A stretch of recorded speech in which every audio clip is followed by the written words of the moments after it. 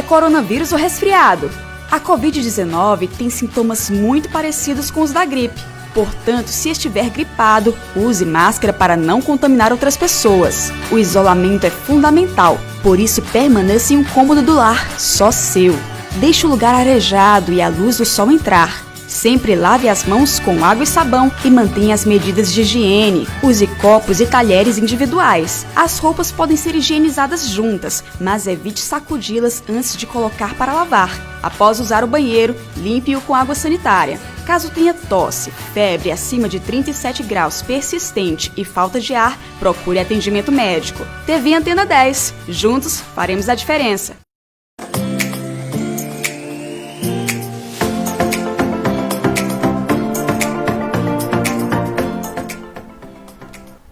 Olá, boa tarde, seja muito bem-vindo ao Quarentena Saudável, essa live tão querida, feita especialmente para as redes sociais da TV Antena 10 e sempre trazendo conteúdo, recheando tanta parte de entretenimento, saúde, política, economia.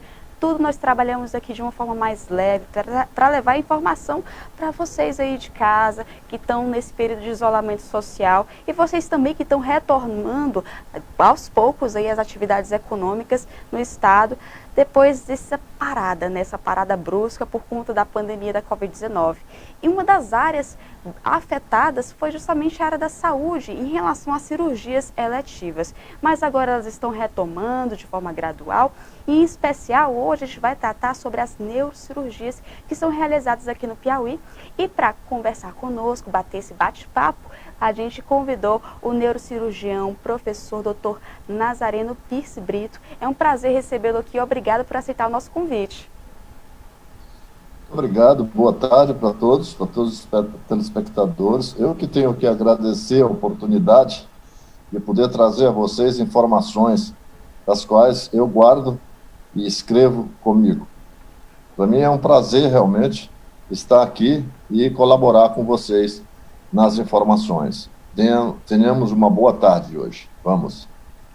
Obrigada, doutor. E você que está assistindo a gente, acompanhando nas redes sociais, tem alguma dúvida? Manda para a gente. Ou se quiser que a gente dê um alô para você, diz de onde é que você está assistindo, que a gente vai dar um grande abraço virtual por aqui. Inclusive, nós já temos pessoas conectadas no Facebook. A Zilda Nascimento está dando boa tarde. A Maria Castro também e a Vera Lúcia Soares também está acompanhando a gente ao vivo aqui nas redes sociais. Doutor, esse período de pandemia pegou todos de surpresa e a área da saúde sofreu muito. Nós precisamos destacar profissionais para atender esses casos da Covid e alguns setores, eles ficaram meio que assim de escanteio, negligenciados até essa poeira baixar e agora estão retomando. E houve sim uma grande... foram afetados essas cirurgias eletivas e também algumas cirurgias de alta complexidade, no caso das neurocirurgias, de câncer, né, tumores. E como é que está sendo feita essa retomada? De que forma foram afetados esses serviços? Bom, veja, essa pandemia, ela veio assim, insidiosa. O que quero dizer isso? Ela veio devagar se instalando, certo? E foi tomando um pulso. Já ela tinha alguns casos no Brasil em dezembro, já em janeiro foi tomando algum pulso, fevereiro, e após o carnaval, essa pandemia realmente tornou-se uma coisa real para nós. É tanto que nós paramos os serviços eletivos a partir de março. Se nós fizermos um balanço, nós tínhamos praticamente no ano de 2019, de janeiro a fevereiro, janeiro a março de 2019, em relação a janeiro a março de 2020, nós não sofremos muito. Nós tivemos praticamente a produtividade igualada, né? Mas, se nós olharmos a produtividade em que se fez de abril deste ano até agosto, uma defasagem em relação ao ano de 2019, nós tivemos uma defasagem de 50% de realizações de cirurgias. Eu posso falar com segurança do hospital que eu trabalho, do hospital em que eu tenho uma escola de neurocirurgiões. Todo mundo sabe no estado que eu montei uma escola de residência médica em neurocirurgia e que eu preservo essa escola a todo pulso com amor, carinho e ciência.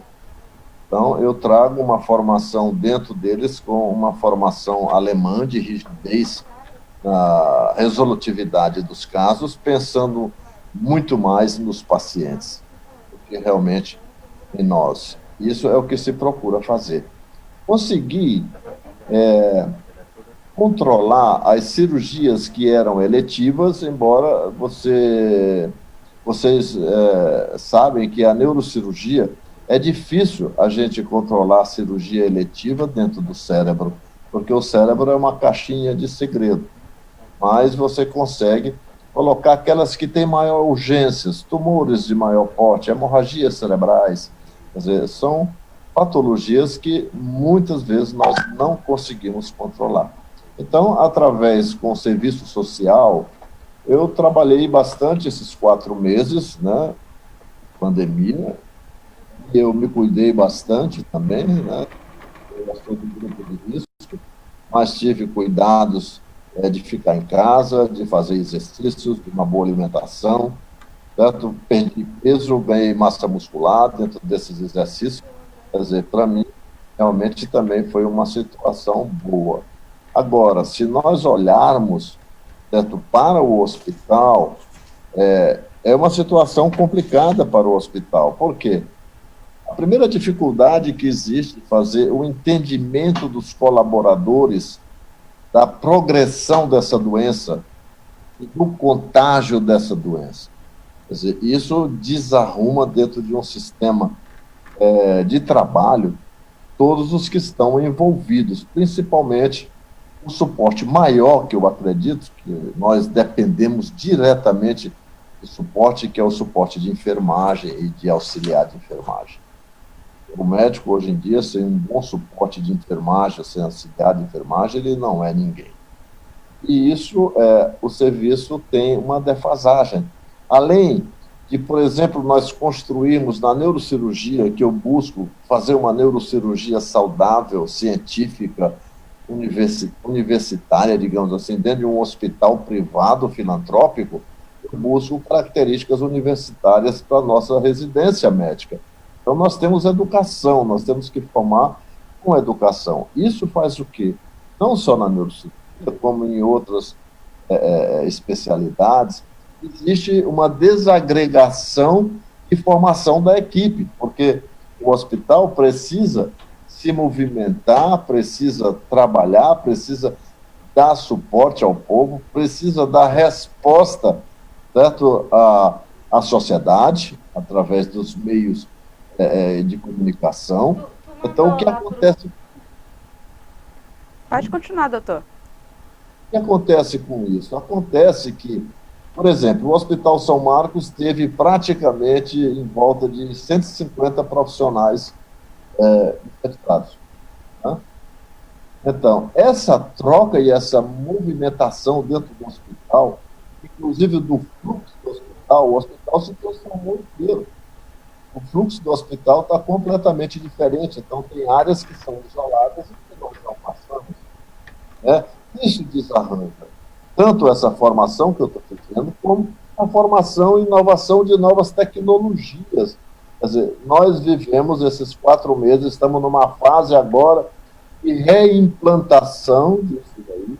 Por exemplo, a minha enfermeira de neurocirurgia, eu tenho uma enfermeira só para neurocirurgia, que obedece sobre o meu comando a formação acadêmica, o controle dos pacientes, né, os curativos dos pacientes, as infecções dos pacientes, dizer, tudo isso é documentado. Certo? Agora é que eu estou retomando a minha enfermeira no posto dela de neurocirurgia, porque ela passou os 4 meses rodando dentro do hospital. Claro que eu cedi a enfermeira, todo mundo tem que ceder nessa hora, né? E com isso nós conseguimos um bom resultado dentro do Hospital São Marcos. Agora, esse ajuste ele está estreitando bastante, né? A pandemia tem suas desvantagens, mas, por outro lado, tem suas vantagens que a gente pode também, no transcorrer da nossa entrevista aqui, conversarmos. Com certeza. A gente vê que está tendo essa retomada gradual das cirurgias eletivas, tanto do sistema público quanto também do sistema privado. E a gente está comentando aqui, para você que está chegando agora na live, justamente da retomada dessas neurocirurgias eletivas. Eu estava falando que essas neurocirurgias tiveram que dar uma pausa. Não, continuou trabalhando com todo cuidado, mas agora está tendo, como é neurocirurgia, dependendo do caso, não pode parar. Em especial lá nos casos de tumores, de hemorragia cerebral, como o doutor já colocou. Doutor, o senhor tem um trabalho grande aqui no Nordeste.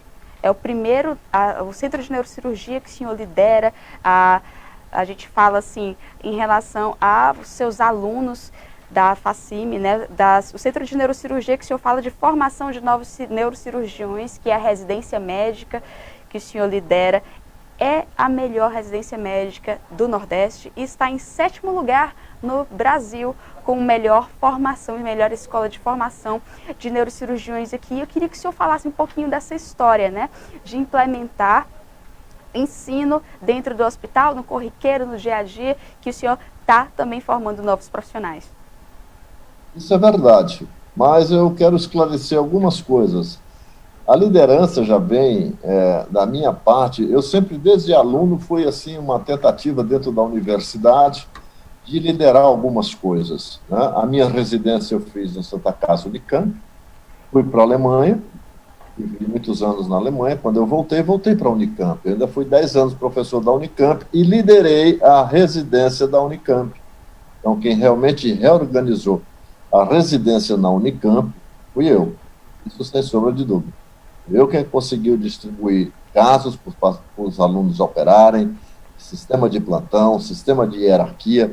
Então, isso ficou comigo, né, na minha formação, e quando eu cheguei ao Piauí, que eu vim a convite do Dr. Alcenor Barbosa de Almeida, para equipar e fazer essa formação, esse serviço de neurocirurgia, junto com os colegas neurocirurgiões que já existiam aqui, nós montamos um serviço realmente que, na época em que eu entrei, eu cheguei, certo, nós tínhamos 2 serviços de alta complexidade no Brasil, em neurocirurgia, equipados com todo que se precisa da neurocirurgia.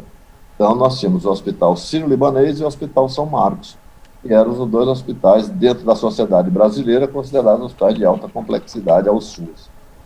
Né? O tempo foi passando, nós fomos desenvolvendo, e essa veia acadêmica, eu coordeno a neurocirurgia e a neurologia da UESP, da Universidade Estadual do Piauí, não me deixa nunca, certo, em paz. Então, eu tive que fazer uma residência dentro do Hospital São Marcos, porque não tínhamos condições de fazer essa residência pela UESP. Né?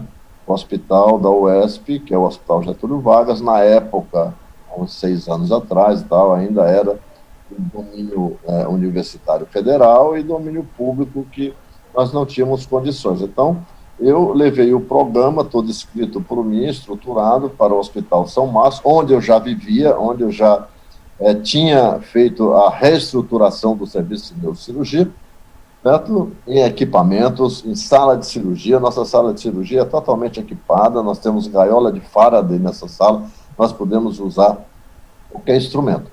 Então, isso foi se desenvolvendo, e durante essa pandemia, agora vejo, eu tinha feito um projeto junto, que foi adequado pelo Hospital São Marcos. Eu fiz um projeto para o Hospital São Marcos, o Hospital São Marcos leu o projeto, certo? Nós adequamos para o Pronon, e o Pronon, que é o programa do governo, nos cedeu o microscópio de última geração.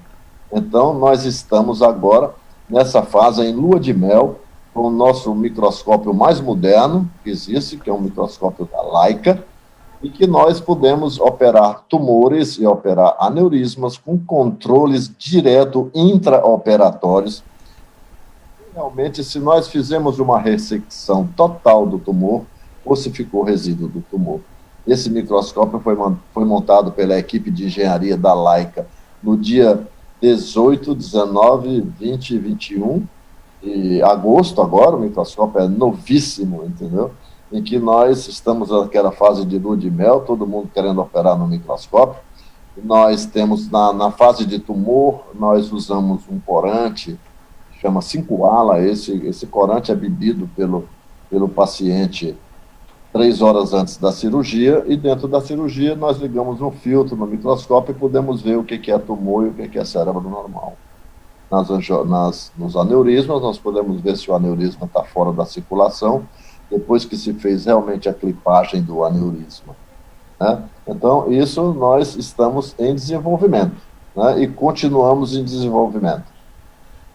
Que bacana essa história que o senhor tem com a neurocirurgia e que traz para a gente novos ensinamentos para os jovens ou futuros neurocirurgiões que ingressaram aí na medicina. Quero aproveitar para comentar com o pessoal que está assistindo com a gente nas redes sociais. A Desterro Amorim está acompanhando a gente, dando boa tarde. O Edson Maicon está dando os parabéns pela programação, pelas lives, dizendo que é meu fã. Muito obrigada. Muito obrigada, Edson. Fico feliz, né, de ver que a live do Quarentena Saudável está chegando até vocês.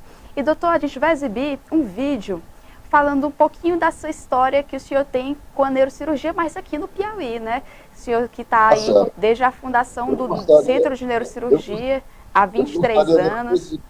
Eu gostaria de falar um pouco também sobre lives, que eu tenho muitas coisas importantes para dizer para vocês. Com certeza, doutor. A gente vai exibir agora esse vídeo falando um pouquinho da história da neurocirurgia aqui no Piauí, que o senhor tem levado esses ensinamentos. Obrigado.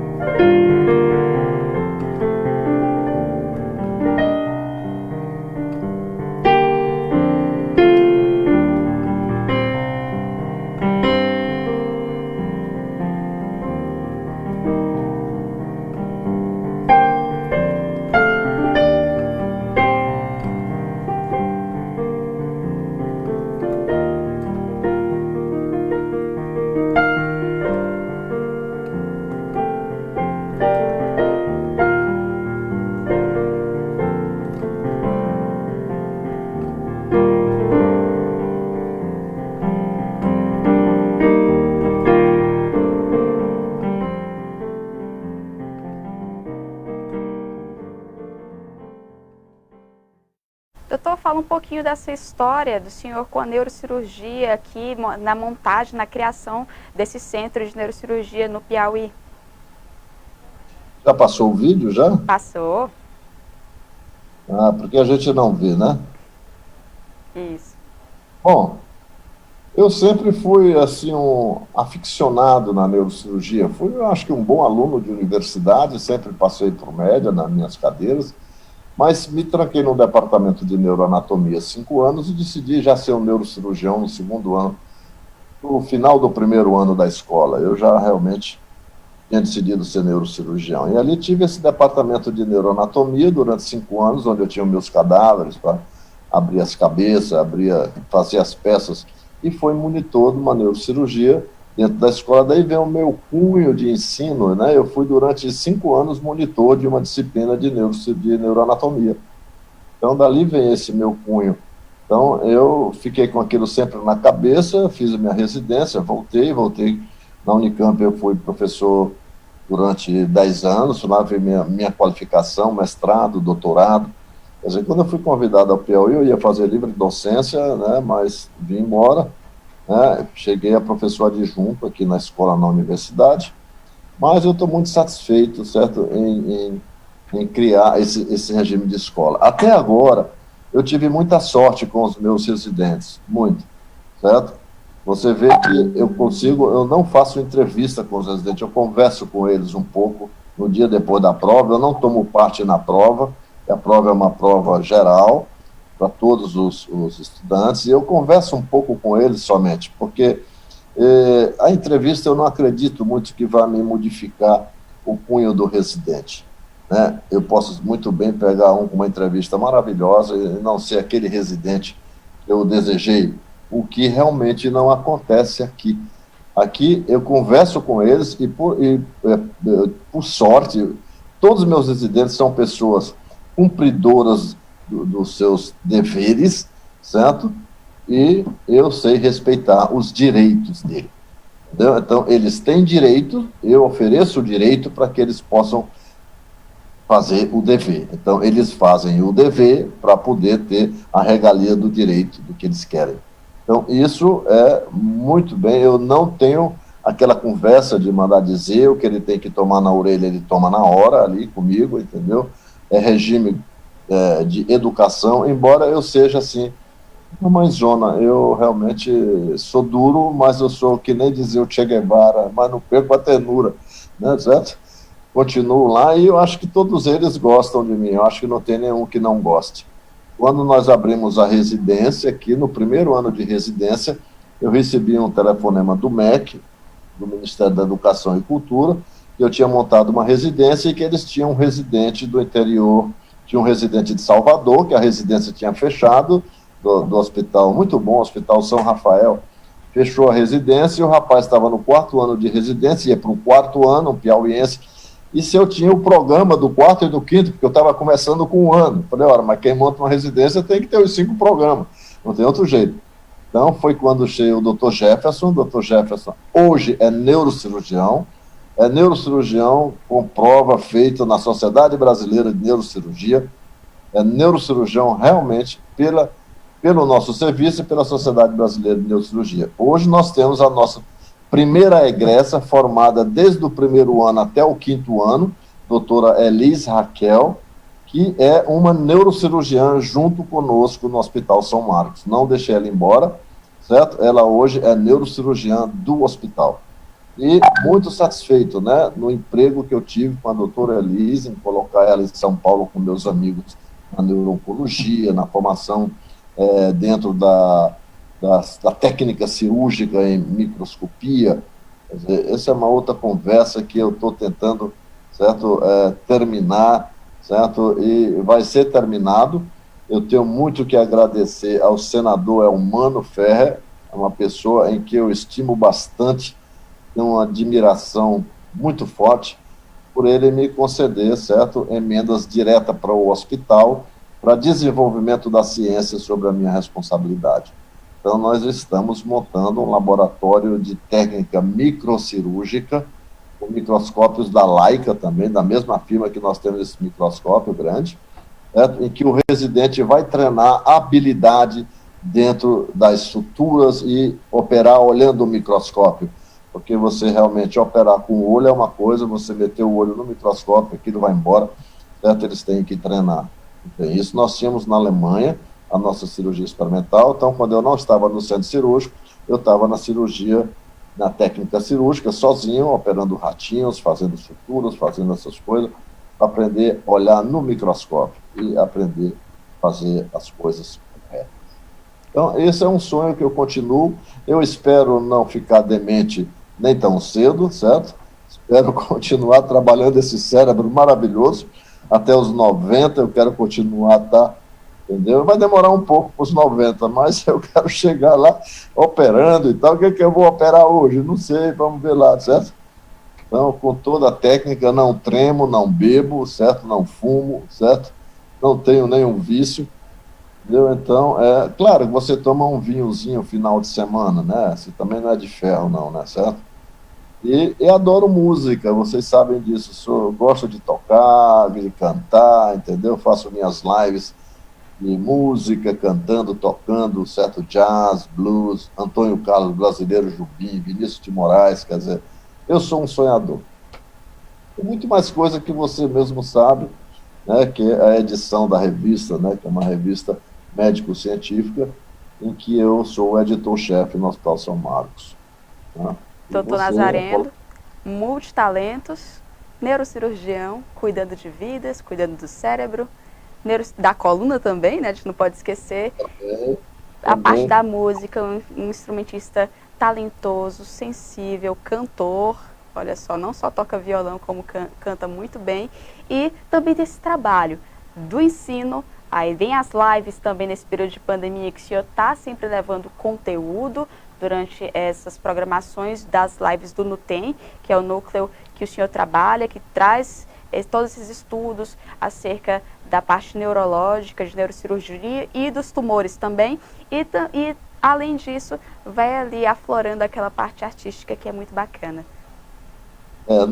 A pandemia trouxe, nesse desespero, certo, alterações que são maravilhosas. Nós descobrimos na Sociedade Brasileira de Neurocirurgia, gente, nós fizemos live na Sociedade Brasileira de Neurocirurgia com 90 países. Tinha dia que tinha 10 mil participantes dentro das lives. E descobriu-se que é muito mais interessante você fazer a tua live, por exemplo, com o professor Sami Almeft, certo? Com o Spetzler, com todos os outros da MD Anderson, que é Savaia, que são médicos maravilhosos, neurocirurgiões maravilhosos, que estão em locais maravilhosos, com uma tecnologia maravilhosa. Você põe ele dentro da tua casa sem gastar um tostão. Quer dizer, você não precisa pagar passagem de primeira linha, certo? Normalmente eles não vêm nos congressos sem ser uma passagem em primeira classe, hospedar em hotéis maravilhosos. Quer dizer, isso é um gasto que se deixou de lado, que eu acho. Então, aproveitando isso, eu consegui montar 2 lives na semana, porque eu tenho um núcleo de tratamento dos tumores cerebrais e medulares dentro do Hospital São Marcos há mais de 10 anos, há uns 15 anos mais ou menos, talvez, ou mais. Certo? Que eu tenho um núcleo que eu junto comigo estudantes. Então eu tenho, certo? Além dos residentes, que são 5, eu tenho em média 20 estudantes que estão comigo. E eles carregam dentro do hospital, fazendo levantamento, preenchendo os prontuários, para que a gente possa estudar isso. Então, nessa fase, como realmente tenho muitos colegas neurocirurgiões e que me conhecem bastante, que me têm certa consideração no Brasil inteiro, eu comecei pelo Nordeste. Então, eu estou no Nordeste fazendo reuniões com neurocirurgiões importantes do Nordeste, uma vez por semana. Então, tem o tempo delimitado, coloco um outro neurocirurgião nosso para moderar e a gente discute. Ontem nós tivemos uma discussão maravilhosa sobre reconstrução do nervo facial em tumores que estão dentro da cabeça, feito pelo Dr. Wilson Faglione, que é um neurocirurgião de nervos periféricos da Santa Casa de Belo Horizonte. Aí está lá o chefe da Santa Casa de Belo Horizonte dentro da reunião, meu amigo pessoal, quer dizer, um amigo que eu tive muito contato. E eu tenho um título da Santa Casa de membro honorário científico da Santa Casa de Belo Horizonte. Então, essas ligações que você faz com as outras cabeças é que traz dentro do residente a formação que ele precisa aprender. Ele diz, olha, eu preciso saber disso, como é que emenda esse nervo, como é que faz isso, como é que opera isso, como é que eu vejo. Então, isso é uma coisa que veio para ficar. Vou manter essas reuniões, e como eu não conseguia fazer as reuniões da residência de neurocirurgia, entrou na live também. Então, toda quinta-feira tem reunião da live, com a apresentação de um acadêmico. O acadêmico apresenta um artigo que eu mando ele preparar o artigo, certo? Eu não deixo artigo fácil, são artigos difíceis para ele ler mesmo, estudar e apresentar dentro da sociedade. Por que eu boto o estudante para apresentar? Porque ele sabe que vai apresentar para pessoas superiores a ele. Então, ele tem que estudar, entendeu, certo? Então, isso daí. Depois nós discutimos 2 casos. E eu tenho também muita sorte nos meus acadêmicos. Tenho acadêmicos maravilhosos, todos eles, não posso falar, desde as meninas até os meninos. Entendeu? Você conhece bastante, né? Você sabe quem são.